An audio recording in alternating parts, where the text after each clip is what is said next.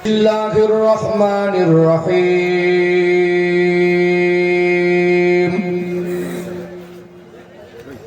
নাহমাদুহু ওয়া নুসাল্লি আলা রাসূলিহিল কারীম আম্মা বা'দু ফায়া আইয়ুহাল হাদিরুনা রাহিমাকুমুল্লাহ قال الله تعالى في كلامه المجيد وفي الفرقان الحميد আরেক পয়েন্ট গেমটাকে তোলেন পেশাটা বাড়তে يا أيها الذين آمنوا ادخلوا في السلم كافة ولا تتبعوا خطوات الشيطان إنه لكم عدو مبين قال رسول الله صلى الله عليه وسلم أكمل الإيمان أحسنهم خلقا وقال الله تعالى في كلامه المجيد وفي الفرقان الحميد إن الله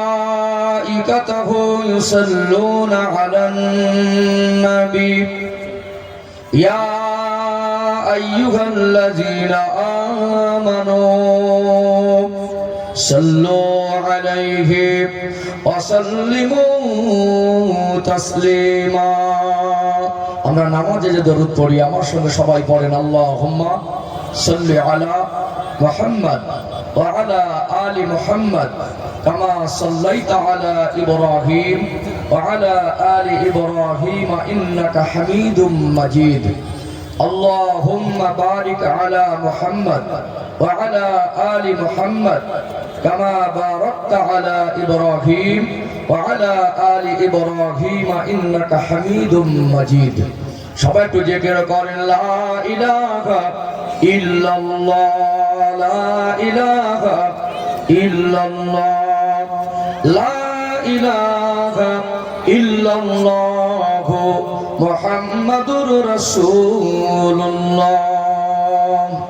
সকলে বলুন সাল্লাল্লাহু আলাইহি ওয়াসাল্লাম। সম্মানিত উপস্থিতি, পেয়ারা হাজিরানে মজলিস, উপস্থিত অধ্যকার মাহফিলের সঞ্চালক তথা সম্মানিত সভাপতি সাহেব, মুআজ্জাজ মুহতারাম উলামায়ে কেরাম, হুফাজে কেরাম, হুজ্জাজে কেরাম, আজকে মাহফিলের কমিটি সাহেবানগণ, সম্মুখ উপবিষ্ট বয়োজ্যেষ্ঠ সমবয়স্ক বয়কনিষ্ঠ প্রিয় দিনী ভাইরা, পর্দার অন্তরালে অবস্থানরতা পর্দানাসীনা শিক্ষিতা ধার্মিকা সম্মানিতা মমতাময়ী আমার মায়েরা বোনেরা, সকলকে জানাই প্রাণ উজাড় করা হৃদয় নিংড়ানো আন্তরিক শুভেচ্ছা ও ভালোবাসা। সকলে সমবেত হয় সর্বপ্রথম আল্লাহ পাকের শাহী দরবারে শুকরিয়া জ্ঞাপন করি যে আল্লাহ পাক ঈশার নামাজের পরপর সুস্থ শরীরে দুনিয়ার ব্যতিব্যস্ত থেকে আলাদা করে এই পবিত্র নূরানী মজলিসে দিন শরিয়াতের জ্ঞান অন্বেষণের উদ্দেশ্যে আমাকে আপনাকে হাজির হওয়ার মতো তৌফিক এনায়েত করেছেন। আল্লাহ পাকের শাহী দরবারে কৃতজ্ঞতা প্রকাশে অন্তরের অন্তরস্থল থেকে সকলের হৃদয় ভরে ভক্তির সঙ্গে সমস্বরে উচ্চ আওয়াজে বলেন আলহামদুলিল্লাহ। জবান ছেড়ে আরেকবার হৃদয় থেকে ভালোবাসা মিশ্রিত কণ্ঠে বলেন আলহামদুলিল্লাহ।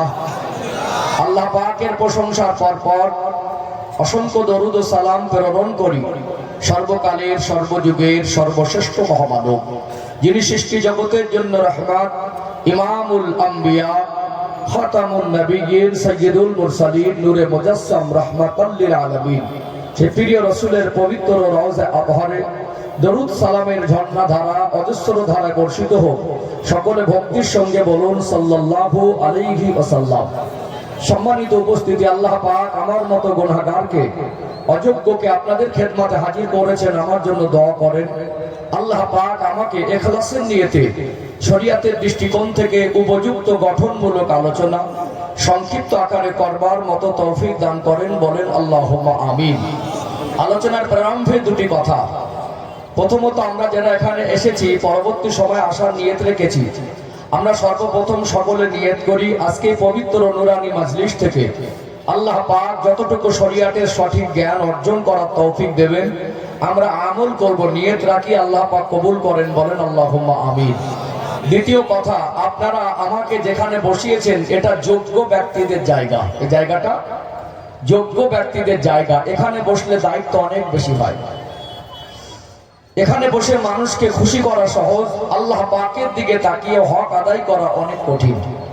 বিশ্বাস করুন, আমি যখন বক্তব্য দিতে বসি আমার মনে হয় আমার মাথার উপরে পাহাড়ের থেকে একটা ভারী বোঝা। একজন আলেমের সমাজের জন্য অনেক বেশি দায়িত্ব।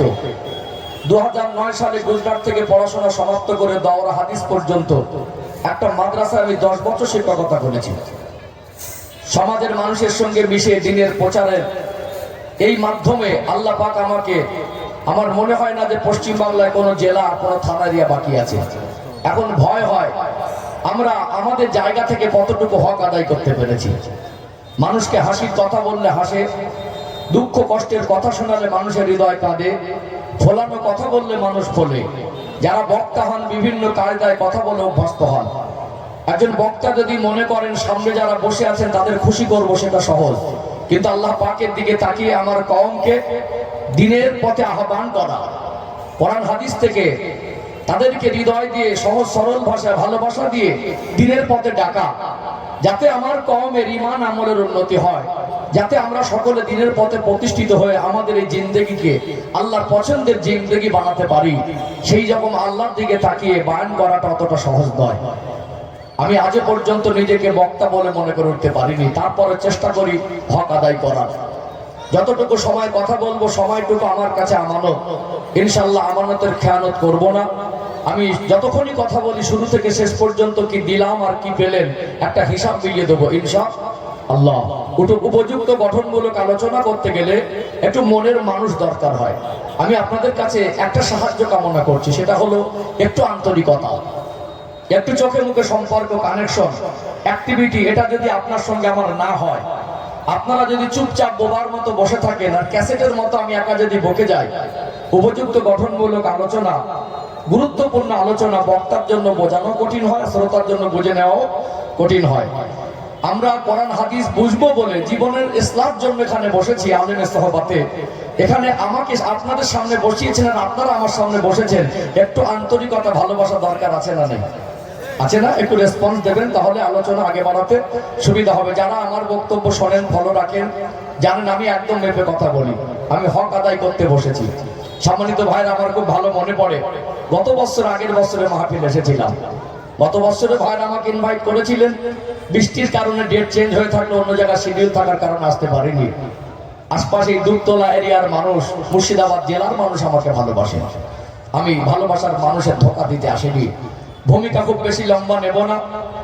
একটু গঠনমূলক আলোচনা করতে গেলে একটা আলোচনার রূপ তৈরি করতে হয়। খুতবার ভিতরে কোরআনুল কারীম থেকে ছোট্ট একটি আয়াতে কারিমা তেলাওয়াত করেছি, তার সাথে সাথে প্রিয় নবীর পবিত্র জবানে বর্ণিত অগণিত হাদিস থেকে ছোট্ট একটি হাদিসের টুকরা পেশ করেছি। আয়াত এবং হাদিসের সংক্ষিপ্ত ব্যাখ্যা বিশ্লেষণ করেই আলোচনার উপযুক্ত রূপ ঠিক করব ইনশাআল্লাহ। যে আয়াতে কারিমা তেলাওয়াত করেছি, কোরআন শরীফে টোটাল 114টি সূরা আছে। কটি সূরা?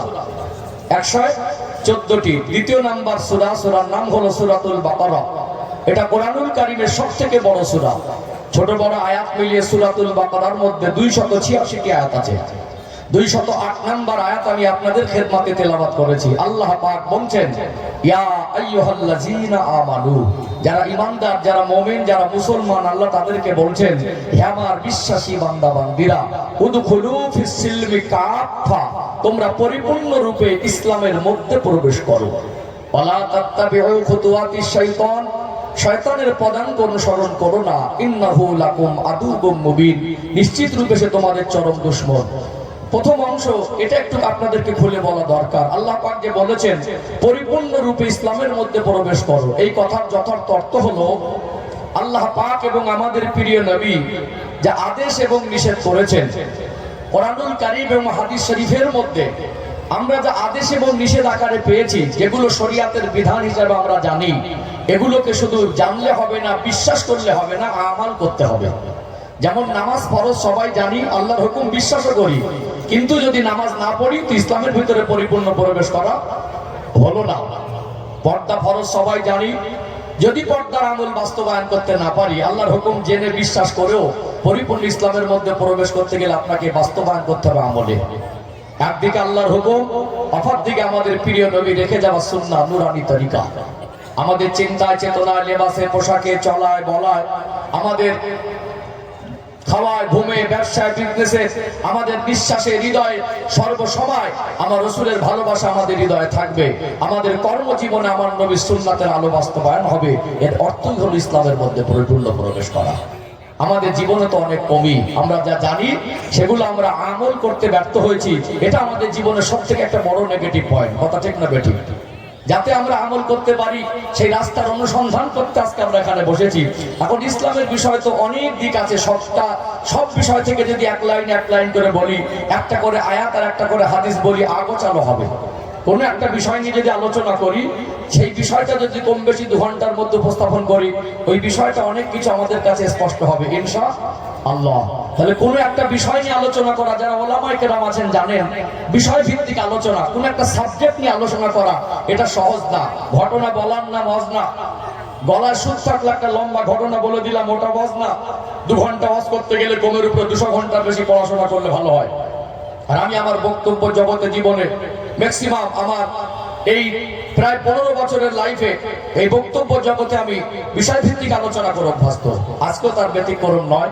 এখন আমরা কোন বিষয়ে আলোচনা করবো এটা একটা প্রশ্ন। এমন একটা দিক বেছে নেওয়া দরকার যে দিকটা আলোচনা করলে আমাদের বর্তমান সময় পরিস্থিতি প্রেক্ষাপটে আমরা উপকৃত বেশি হতে পারবো। কথা ঠিক না বেঠিক? একটা উদাহরণ দেই। আমি তো কাটা করে কথা বলে অভ্যস্ত, পাট করে সাজিয়ে সহজ সরল ভাষা ধাপে ধাপে আলোচনা আগে বাড়বো ইনশাআল্লাহ।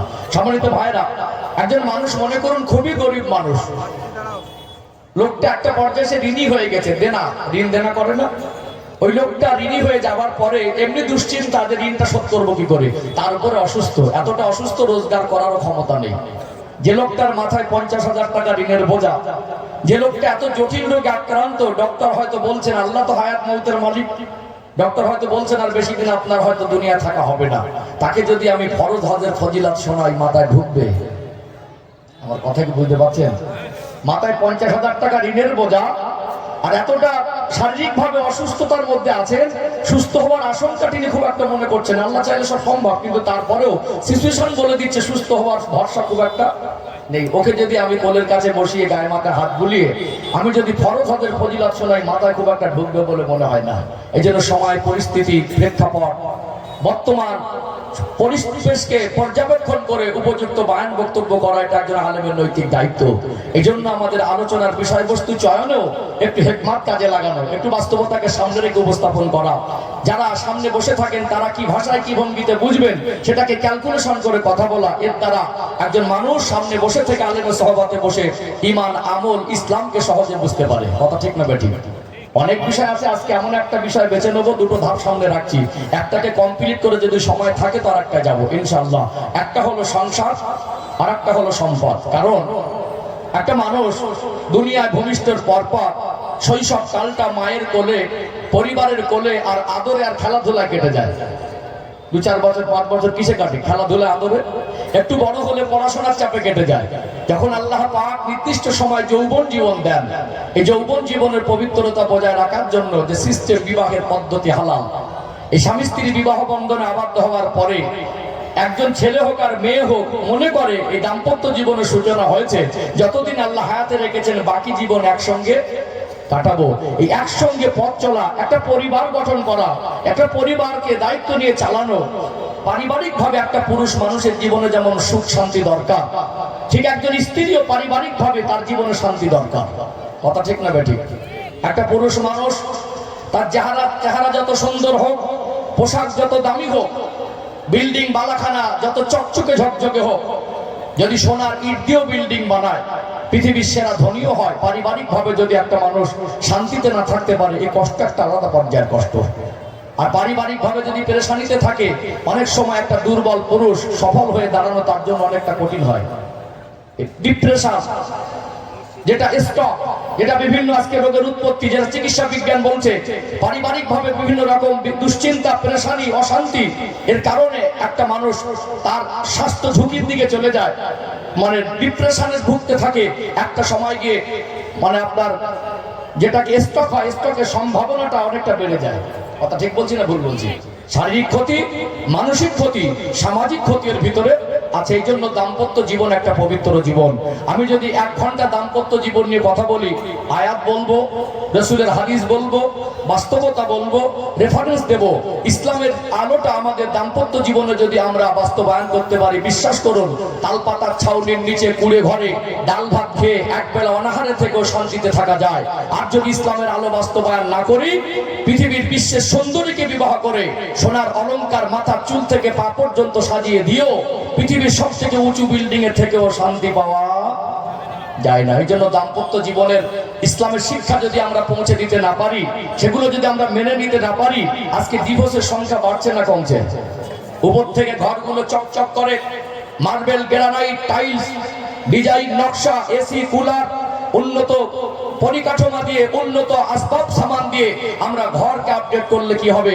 অনেক সময় দেখা যায় প্রচন্ড গরম, বাইরে 40 ডিগ্রি প্লাস সেলসিয়াস তাপমাত্রা, আর ভিতরে 18 ডিগ্রি এসির কারণে, কিন্তু তারপরে ঝগড়ায় ঘর গরম হয়ে যায়। অথচ বাড়ির পাশের মানুষ ডাল ভাত খেয়ে প্রচন্ড গরমে এসি লাগিয়ে ফ্যানের নিচে শান্তিতে ঘুমায়। এই জন্য আমাদের দাম্পত্য জীবন ইসলামের আলো বাস্তবায়ন করা দরকার আছে না নেই? গুরুত্বপূর্ণ আলোচনা 2 মিনিটে স্পষ্ট হবে না, আমাকে সময় দেন। আমি মেপে কথা বলা মানুষ, আমি হক আদায়ের চেষ্টা করছি, আমি পরিস্থিতি বুঝি। যারা যোগ্য বিজ্ঞ ডাক্তার হয় না, বিশ্বাস করুন আমি অযোগ্য, আমি এরকম মেজাজে কথা বলি, আমি আপনাদের পাপ ধুলোর যোগ্য না। তারপরে আমার ক্ষুদ্র অভিজ্ঞতা থেকে মানুষের পরিস্থিতি বুঝে আমি নাম বুঝি, কোন ভাষায় কোন ভঙ্গিমায় কথা বললে মানুষ নিতে পারবে। যদি 1 ঘন্টা আমি দাম্পত্য জীবনে আলোচনা করি, আমার বিশ্বাস কিছু কি দিলাম আর কি পেলেন হিসাবটা মিলিয়ে দেওয়ার চেষ্টা করব। বাকিটা আল্লাহ পাকের উপরে ভরসা, ওয়া তাওফীক ইল্লা বিল্লাহ। আর পরবর্তী পর্বে যদি আমি সময় পাই তো এই সম্পদের বিষয়টা একটু আলোচনা করব। পারিবারিক ভাবে শান্তি দরকার, আর অর্থনৈতিক ভাবে সচ্ছলতা দরকার। তা না হলে এই অর্থর একটা দরকার আছে না নেই? আমরা শান্তি খুঁজতে তাবিজখানায় যাই, কিন্তু শান্তির পথ সেটা ভুলে গেছি। আমরা বরকত খুঁজতে তাবিজখানায় যাই, কিন্তু বরকতের পথ আল্লাহ আমাদের উন্মুক্ত করে দিয়েছেন, সেই রাস্তা আমরা ভুলে গেছি। এই জন্য আমাদের আজকে অর্থনৈতিক জীবনে ইসলামকে বুঝিনি বলে, ইসলামের আলো বাস্তবায়ন করেনি বলে আজকে ভিন্ন ধর্মাবলম্বীদের পেতে দেওয়া চক্রান্তের জাল, যেটাকে সুদ বলা হয়, আজকে যেটা লটারি, আজকে যেটা ঘুষ, আজকে যেটা হারাম পন্থা, অবৈধ অর্থ, সেগুলোর প্রতি আমাদের হৃদয় মন চলে গেছে। আমরা দিনের পথ থেকে সরে যাচ্ছি।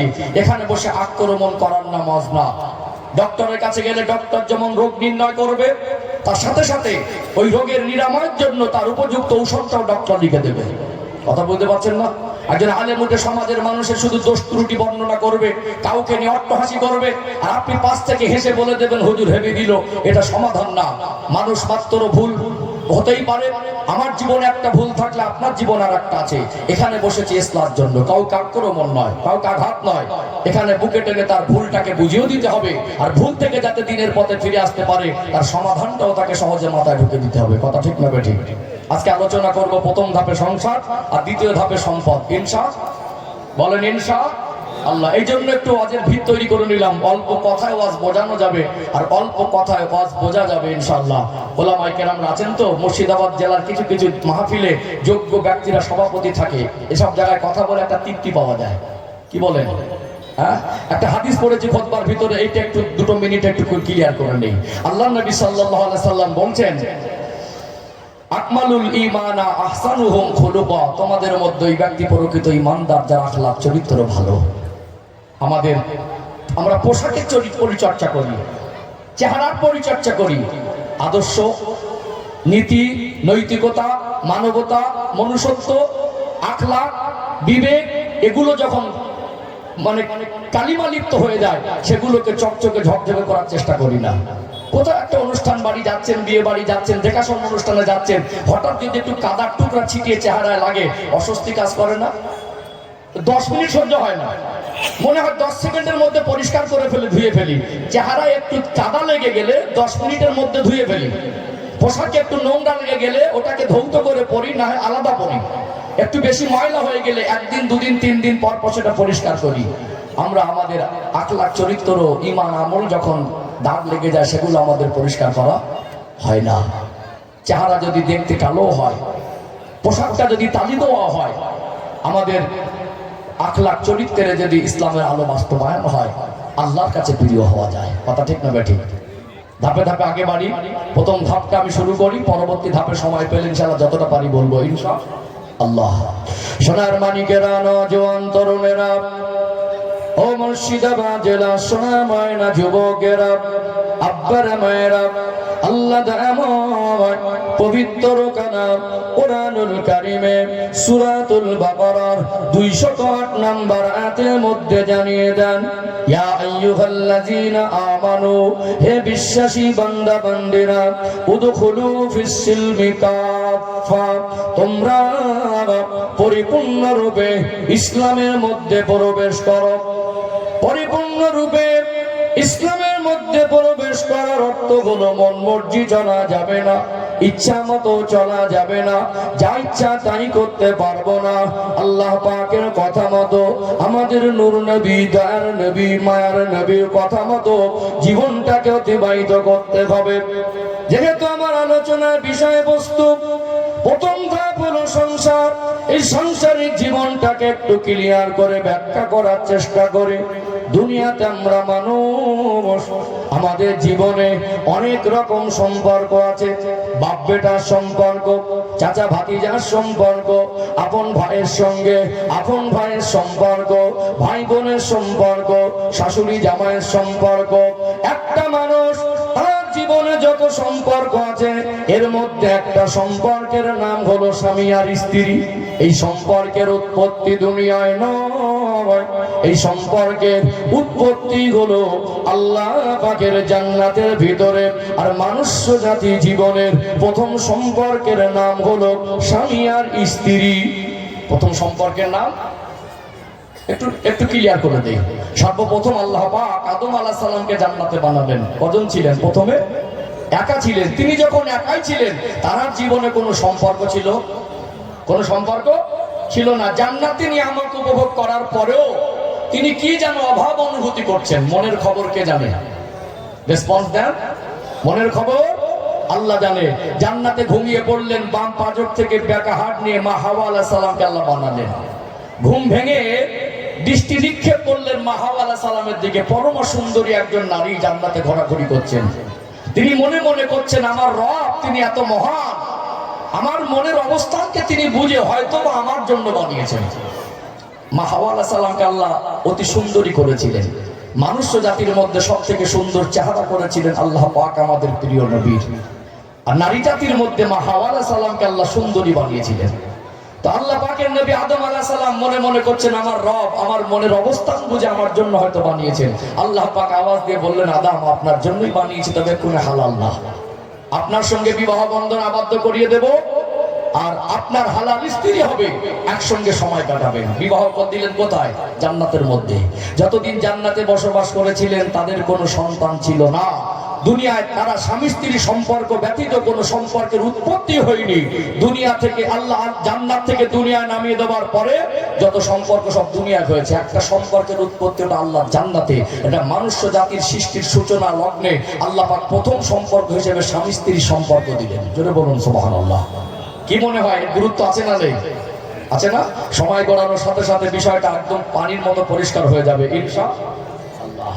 ও ভাইজানেরা, মুর্শিদাবাদ জেলার সোনামানিক যুবকেরা, আব্বার মায়েরা, একটা বাবার মা যদি মনে করে আমি আমার সন্তানকে, সে ছেলে হোক আর মেয়ে হোক, সব থেকে বেশি ভালোবাসি, আমি আমার সন্তানকে এত বেশি ভালোবাসি পৃথিবীর কোনো বাবা মা এত বেশি ভালোবাসতে পারে না।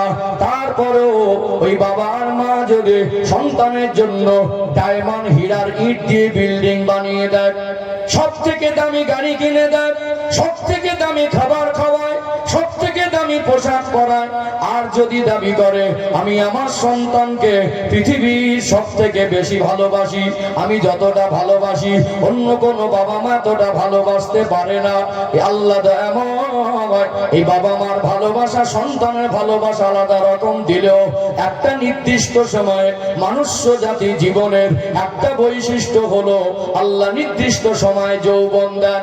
সে ছেলে হোক আর মেয়ে হোক, আল্লাহ যখন তাদের যৌবন জীবন দেবেন, বাবা মা যতই ভালোবাসা দিক না কেন, যতই সম্পদ তার হাতে দিক না কেন, বাবা মা চাইলে যৌবন জীবনে একটা সময় ছেলের জন্য স্বামী স্ত্রী সম্পর্কে জড়ানো, মেয়ে হোক আর ছেলে হোক, এই বিবাহ বন্ধনে আবদ্ধ হওয়ার প্রয়োজন হবে। বাবা মা চাইলে তাদের জীবনের সব অভাব পূরণ করতে পারবে না। পারবে কি? অভাব পূরণ করতে পারবে না। তার দাম্পত্য জীবন, এই সম্পর্কটা আল্লাহ কেন জান্নাতের মধ্যে উৎপত্তি করানো কত গুরুত্বপূর্ণ।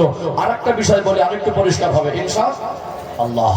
ও ভাইজানেরা, মুর্শিদাবাদ জেলার সোনার মানিক যুবকেরা, আব্বার মায়েরা, পৃথিবীতে এই সম্পর্কটা এত গুরুত্বপূর্ণ সম্পর্ক।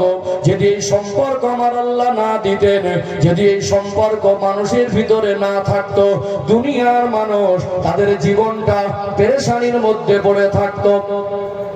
একটা মানুষ, একটা মহিলার বয়স যদি 40 বছর হয়, ওই মহিলার জীবনে যদি বিবাহ শাদীর সিস্টেম আল্লাহ মানুষ্য জাতির মধ্যে না দিতেন, 40 বছর বয়সে যৌবন জীবনের প্রয়োজন মেটানোর জন্য যদি 200 পুরুষ বা 300 পুরুষের সঙ্গে তার সম্পর্ক হতো, ফিজিক্যাল সম্পর্ক, যদি 4টে বা 5টা সন্তানের মা হতো, বলুন তো এই সন্তানগুলোর আসল বাবাকে এটা খুঁজে পেতে গেলে জীবনের অর্ধেকটা সময় নাজেহাল হয়ে যেতে হতো কি হতো না? হতো না? কত গুরুত্বপূর্ণ সম্পর্ক দেখুন। আল্লাহ এই সম্পর্কের উৎপত্তি জান্নাতে করালেন, এমনি নয়, এটা জীবনে একটা গুরুত্বপূর্ণ সম্পর্ক। যদি আল্লাহ এই বিবাহ বন্ধনে আবদ্ধ সম্পর্ক না দিতেন, এটা একমাত্র হালাল পন্থা, দাম্পত্য জীবনের পবিত্রতা বজায় রাখার পথ, এটা যদি আল্লাহ না দিতেন, গোটা দুনিয়ার মানুষ তার জীবনের অর্ধেকটা সময় পেরেশানির মধ্যে থাকতো। কার সন্তান কাকে বাবা বলতো, আর কার সম্পদে কে ভাগ বসাতো, এই হিসাব মিলাতে মিলাতে দুনিয়ার মানুষ তার জীবনের অর্ধেকটা সময় গালি হয়ে যেত, জীবন গালি হয়ে যেত। যেত না? বাপকে পেয়েছেন বলে বাবার সম্পত্তির ভাগ পেয়েছেন, অন্য একটা সন্তান এসে বলতো আপনি আমার বাবা, ভাগ আমাকে দেন। আরেকজন এসে মারামারি করে বলতো না তুমি আমার বাবার সন্তান না, তুমি সরে যাও, আমার বাবা এটা। মারামারি হতো না? কি মনে হয়? বাবাকে পেলেন বলে দাদুকে পেলেন, বাবাকে পেলেন বলে চাচাকে পেলেন, বাবাকে পেলেন বলে মামাকে পেলেন, বাবাকে পেলেন বলে ভাইকে পেলেন। ঠিক বলছি না ভুল বলছি? ভাইপোকে পেলেন। এটা একটা গুরুত্বপূর্ণ সম্পর্ক। ইসলামকে উপর থেকে বুঝলে হয় না, মাঝে মাঝে একটু গভীরতায় পৌঁছানোর চেষ্টা করতে হয়। কথা ঠিক না বেঠিক? ও ভাইজানেরা, সোনার মানিক যুবকেরা, আব্বার মায়েরা, এই সম্পর্কের গুরুত্ব আল্লাহ পবিত্র কালাম কোরআনুল কারীমের মধ্যে পৃথিবীর মানুষকে বুঝিয়ে দিলেন। আল্লাহ পাক বলেন হুন্না লিবাসুল লাকুম ওয়া আনতুম লিবাসুল লাহুম। আমার আল্লাহ এই দাম্পত্য জীবনের শিক্ষার গুরুত্ব পৃথিবীর মানুষকে বোঝাচ্ছেন। আল্লাহ পাক পৃথিবীবাসীকে বলেন, ও দুনিয়ার মানুষ, আমি আল্লাহ জানিয়ে দিলাম স্ত্রী হলো স্বামীর জন্য পোশাক স্বরূপ, আর স্বামী হলো স্ত্রীর জন্য পোশাক স্বরূপ। 300 টাকা দিয়ে একটা পোশাক কিনতে পাওয়া যায়, অলংকার জুয়েলারি দোকানে যাবেন, 300 টাকা দিয়ে সোনার অলংকার কিনতে পাবেন না। আমার আল্লাহ কোরআনুল কারীমে এই গুরুত্বপূর্ণ সম্পর্ককে কেন পোশাকের সঙ্গে তুলনা করেছেন একটু জানতে মন চায় কি যায় না? দুনিয়ায় কত দামি দামি বস্তু আছে, গোল্ড আছে, ডায়মন্ড আছে, দুনিয়ায় কত দামি দামি গুরুত্বপূর্ণ বস্তু আছে। এই দাম্পত্য জীবনের সম্পর্ককে আল্লাহ হীরা সোনার সঙ্গে তুলনা করলেন না, আসমান জমিনের সঙ্গে তুলনা করলেন না, পাহাড় সাগরের সঙ্গে তুলনা করলেন না, চাঁদ সূর্যের সঙ্গে তুলনা করলেন না। কেন পোশাকের সঙ্গে তুলনা করেছেন? অবাক হয়ে যাবেন। আমার আল্লাহর কথা কত দামি, কোরআন বিধানকে বুঝলে মানুষের জীবন কত সহজ হয়। দুনিয়ায় পোশাক আমাদের জীবনের এমন একটা গুরুত্বপূর্ণ জিনিস, পোশাক ছাড়া মানুষের জীবনের ইজ্জত আব্রু যেমন হেফাজত হয় না, সে ছেলে হোক আর মেয়ে হোক, দাম্পত্য জীবনে আবদ্ধ হওয়া ছাড়া তাদের জীবনের পবিত্রতা বজায় রাখা পসিবল, সম্ভব নয়। সম্ভব হবে? পোশাক ছাড়া যেমন ইজ্জত আব্রু হেফাজত সম্ভব হয় না, নির্দিষ্ট একটা সময় আল্লাহ পাক যখন যৌবন জীবন দেবেন, সে ছেলে হোক আর মেয়ে হোক, এই দাম্পত্য জীবনের যৌবন জীবনের পরে সূচনা যেটা হয়, এই জীবনে এই সম্পর্কে আবদ্ধ না হলে যৌবন জীবনের পবিত্রতা বজায় রাখা সহজ হতে পারে না। কথা কি বুঝতে পারছেন? আর একটু ক্লিয়ার করি, আর একটু বুঝতে সহজ হয়ে যাবে। আল্লাহর কথা কত দামি, আল্লাহ দয়াময় পোশাকের সঙ্গে কেন তুলনা করলেন? দুনিয়াতে পোশাক আমাদের জীবনের এমন একটা গুরুত্বপূর্ণ জিনিস, মানুষ মাঝে মাঝে একটু ভুল বোঝাবুঝিতে রেগে যায়, রাগ হয়ে যায়, রাগ করে বলে আজকে আমি ভাত খাবো না, রাগ করে বন্ধুকে বলে তোর সঙ্গে সম্পর্ক রাখবো না, আজ থেকে তোর সঙ্গে কথা বলবো না। হয়তো বাবা মা সন্তানকে ভালোর জন্য কখনো শাসন করে, তম্বি করে, হক তাদের অধিকার আছে। একটু বাবা মা বেশি কিছু বললে, অনেক ছেলে মেয়ে আছে ধৈর্য কম, রাগ করে বলে বাড়ি থাকবো না। মানুষ রাগ করে সুসাইড করে, আত্মহত্যার পথ বেছে নেয়। মানুষ রাগ করে ঘর থেকে দুদিন দু মাস আলাদা হয়ে দূরে সরে যায়। মানুষ রাগ করে বন্ধুত্বের সম্পর্ক ছিন্ন করে দেয়। মানুষ রাগ করে সুসাইড, আত্মহত্যার পথ বেছে নেয়। মানুষকে কি দেখেছেন রাগ করে পোশাক থেকে আলাদা হতে? দেখেছেন কি? পোশাক এমন একটা জিনিস, রাগ করে পোশাক থেকে আলাদা হওয়া যায় না। এটা খুব ক্লোজ জিনিস, শরীরের সঙ্গে মিশে থাকে। আল্লাহ বোঝালেন দাম্পত্য জীবনের সম্পর্কটা খুব কাছাকাছি জিনিস, এর ভিতরে একটা প্রাইভেসি আছে, একটা মধুময় গোপনীয়তার সম্পর্ক। যদি একটা মানুষ বিবাহ বন্ধনে আবদ্ধ হওয়ার পরে স্বীকৃতি দিল যে আপনি আমার স্ত্রী, আর স্ত্রী স্বীকৃতি দিল আপনি আমার স্বামী, যদি 20 বছর 30 বছর দূরে দূরে থাকে, একে অপরে আলাদা থাকে, তারপরেও যৌবন জীবনের পবিত্রতা বজায় রাখা সম্ভব নয়। পোশাক যেমন অত্যন্ত শরীরের কাছের জিনিস, এই সম্পর্কটা একটা গুরুত্বপূর্ণ কাছের জিনিস। আল্লাহ পাক এই জন্য পৃথিবীর মানুষকে বোঝালেন এই সম্পর্কটা হলো পোশাকের ন্যায়। কিসের ন্যায়? কথা বুঝতে পারছেন না? চলুন, আমাদের রাসূল কি বলেছেন, আমরা শান্তির তাবিজ খুঁজতে যাই। ইসলামের পথেই আছে শান্তি, সুন্নাহর অনুসরণে আছে শান্তি। কোরআনের আলোয় জীবন আসলে ওই জীবনে আল্লাহ শান্তি আর সম্মান দুটো জিনিস উপহার দেয়। যেটা বলুন সুবহানাল্লাহ। আমার রাসূল কি বলেছেন আমি একটু ক্লিয়ার করি। আল্লাহর কথা বলেছি, রাসূলের কথা 2-4 লাইন বলি, না বললে আলোচনাটা পরিষ্কার হবে না ইনশাআল্লাহ। বুঝতে পারছেন আলোচনা? একটু সময় দেন, একটা লাইন ধরে যাচ্ছি তো, পাট পাট করে আমি কেটে কাটা করে বলে অভ্যাস তো, ইনশাআল্লাহ সহজে বুঝে আসবে। ও ভাইজানেরা, সোনার মানিক যুবকেরা, আব্বারা মায়েরা, নবী আমার একবার জীবনে হজ করেছিলেন। আল্লাহ নবীর ইন্তেকালের কয়েক মাস আগে হুজুর আমার হজ করতে গিয়ে আরাফা ময়দানে জাবাল রহমত পাহাড়ের পদদেশে দাঁড়িয়ে আল্লাহ নবী লক্ষাধিক সাহাবার সামনে ভাষণ দিয়েছিলেন। ওই বিদায় হজের ভাষণ শিরোনামে সিরাতের কিতাবের মধ্যে উল্লেখ করা হলো, ওই দিন নবী আমার এত গুরুত্বপূর্ণ কথা বলেছিলেন, এমন গুরুত্বপূর্ণ খুতবা প্রদান করেছিলেন, যেটাকে সিরাতের কিতাবে বিদায় হজের ভাষণ শিরোনামে লেখা হলো। প্রত্যেকটা লাইন, প্রত্যেকটা সেন্টেন্স, প্রত্যেকটা বাক্য, প্রত্যেকটা ওয়ার্ড এত দামি। আর যারা ইসলামকে নিয়ে গবেষণা করছেন তারা বলছেন আমার আপনার নবী, দয়ার নবী বিদায় হজের ভাষণে যে কথাগুলো বলেছিলেন, যদি পৃথিবীর কোন রাষ্ট্রের সংবিধান করে দেওয়া হয়, ওই রাষ্ট্রেও শান্তি কায়েম হয়ে যাবে। কত গুরুত্বপূর্ণ কথা। বিষয়টা বিস্তারিত বলার অবকাশ নেই, যেহেতু আমার আলোচনা বিষয়বস্তু ভিত্তিক। একটু ক্লিয়ার করে নবী আমার সেই দিন সাহাবাদেরকে বয়ানের মধ্যে, বিদায় হজের ভাষণের মধ্যে বলতেছিলেন, সাহাবীরা আমি রাসূলুল্লাহ আপনাদের জানিয়ে দিলাম, স্ত্রীদের সম্পর্কে সতর্ক করে দিলাম। স্ত্রীদের ক্ষেত্রে আপনারা স্মরণ রাখবেন আল্লাহ দয়াময় যে সম্পর্ক দিয়েছেন, স্বামী স্ত্রী এমন এক সম্পর্ক। আল্লাহ নবী জানিয়ে দেন একজন স্বামী স্ত্রীকে সে নিজে যেমন খাবে, স্ত্রীদের তেমন খাওয়া খাওয়াবে, নিজে যেমন পড়বে স্ত্রীদের তেমন পড়াবে, স্ত্রীদেরকে চাকরানি কাজ করনেওয়ালি বাড়ির দাসী মনে করতে পারবে না। নবী আমার বলেন, স্বামীর যদি স্ত্রীর উপরে হক থাকে, স্ত্রীরও স্বামীর উপরে হক আছে। আল্লাহ নবী সুখে থাকার তাবিজ দিলেন। আমি একটু বিষয়টা ক্লিয়ার করলে পরিষ্কার হয়ে যাবে।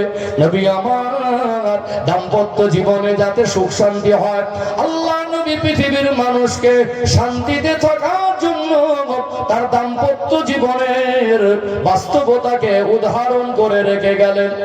নবী আমার সাহাবাদের বলতেন, স্ত্রী স্বামী এমন এক সম্পর্ক, এক পাত্রে খাবার খাওয়া, এক বালিশে মাথা দিয়ে ঘুমানো, কখনো কখনো একে অপরের মুখে আদর করে খাবার উঠিয়ে দেওয়া, এটা হলো সুন্নাত। ওই পরিবারে আমার আল্লাহ শান্তি বর্ষণ করে দেন। জোরে বলুন সুবহানাল্লাহ।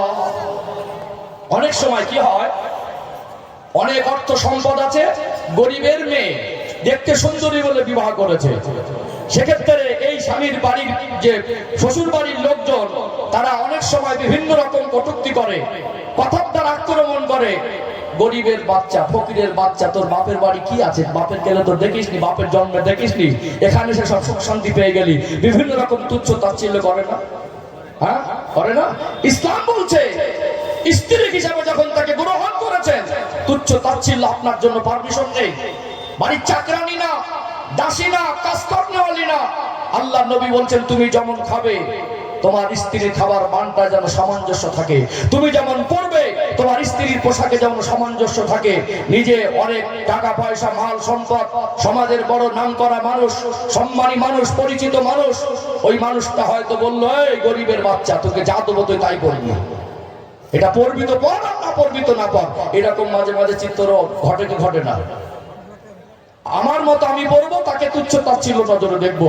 একটা মানুষ তার জীবনটা একসঙ্গে পথ চলা, একে অপরের উভয় মনে করে বাকি জীবনটা একসঙ্গে কাটাবো, একটা মানুষ তাকে তুচ্ছ তাচ্ছিল্য করে, ছোট করে, তাদের হৃদয় থেকে মনের সেই মিল হতে পারে না। এই জন্য অনেক সময় আমার মনে হয়, আমি চলে গেলাম হোটেলে, সেখানে গিয়ে মন পছন্দের খাবার খেয়ে আসলাম, বাড়িতে তাদের কি খাবার হবে, মন পছন্দের তার কেউ ইচ্ছা আছে কিনা, আমার অভাব পয়সা থাকার পরে আমি আমার মতো খাই, বাড়িতে একেবারে কোনো রকম ভাবে না আনার মতো এনে দিলাম, খাবে তো খাওয়ার, না খাবে তো যা পারো করো। এটা ইসলাম শিক্ষা নয়।